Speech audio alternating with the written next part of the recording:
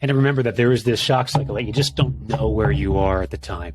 Yeah. And things are probably not as bad as it feels. And things are probably not as good as it feels either. You know what I mean?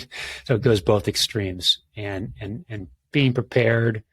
It's kind of a stoic philosophy that not to get too high, too low, and to just,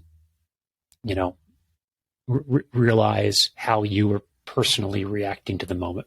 It's kind of the idea there. I had a quote from Jim Grant, who's an investor. He said, "To suppose that the value of a common stock is determined purely by a corporation's earnings, discounted by the relevant interest rates and adjusted for the marginal tax rate, is to forget that people have burned witches, gone to war on a whim, risen to the defense of Joseph Stalin, and believed Orson Welles when he told them over the radio that the Martians had landed."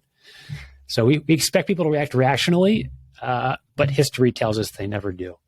And so when there's a sell-off based on the perception of a worsening war, or the Fed overdoing it or underdoing it, runaway inflation, that it's not surprising that people sell off in the fashion they did, because it's just the irrational fear, and that fear of losing money is so, especially with money, the fear of losing money, or losing anything really, but losing money in our world is so much stronger than how good it feels to make money, that it's just a tough thing to overcome.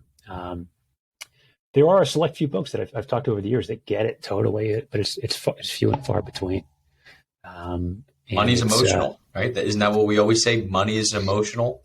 Yep. And trying to manage those emotions is probably the hardest part of the job. Yep, exactly.